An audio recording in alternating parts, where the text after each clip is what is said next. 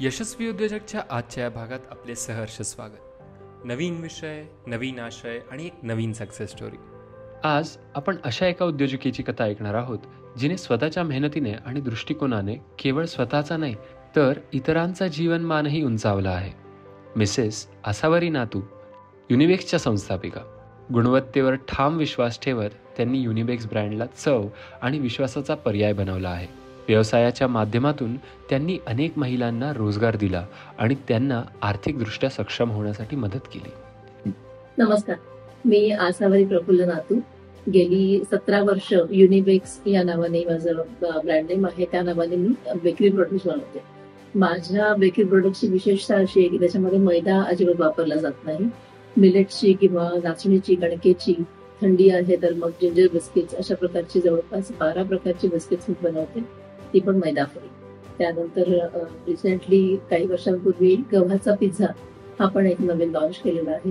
गव्हाचे donuts, chocolates, वेगवेगळ्या प्रकारचे प्लम केक्स, थीम केक्स, हे सगळंच मी बनवते. आता यामध्ये सुरुवात कशी केली हे सांगणं फार गरजेचं आहे. सगळ्यात सुरुवातीला मी 10वी नंतर एक बेकरी सायन्सचा कोर्स केला, जो SNDT कॉलेज पुण्यातलं जे आहे तिथे मी कोर्स केला आणि तिथे सर्टिफिकेट मिळवून माझ्या बिझनेसला सुरुवात केली. अगदी सुरुवातीला खरं सांगायचं तर साधारणपणे 30 ते 40 हजार रुपये मी इन्व्हेस्टमेंट केली. जिचा ओव्हन माझ्याकडे होता त्यामुळे मला ओव्हनची इन्व्हेस्टमेंट अजिबात करावी लागली नाही. आजही मी तोच ओव्हन वापरते आणि जुनं ते सोनं म्हणतात ते खरंच अगदी अजूनही मला उपयोगात तो येतो, त्याच्यामुळे ते जाणवत आहे. त्यानुसार इन्व्हेस्टमेंट मी म्हटलं तसं 30-40 हजार रुपयाची इन्व्हेस्टमेंट केल्यानंतर हळूहळू मी माझा बिझनेस वाढवत कशी गेले हे सांगणं जास्त महत्वाचं की त्याची मी एक प्रकारे SIP सुरू केली. प्रत्येक दर महिन्याला जे काही माझी मिळकत असेल किंवा जे काही माझं प्रॉफिट असेल त्यातनं काही 10,000 रुपये मी बाजूला काढायला लागले. मग तेच हळूहळू वाढवत ते फक्त बिझनेसला वापरायचं, हेच मी पूर्ण पहिल्यापासून ठरवलं. त्या पद्धतीने मला नगरवासियांनी फार छान रिस्पॉन्स दिलेला आहे प्रत्येक. आणि फक्त नगरकर असं नाही तर ऑल ओव्हर इंडिया मी माझे प्रोडक्ट सगळे सप्लाय करते. त्याप्रमाणे तुम्ही माझं इंस्टाग्राम पेज पण चेक करू शकता, फेसबुक पेज पण आहे युनिबेक्स याच नावाने.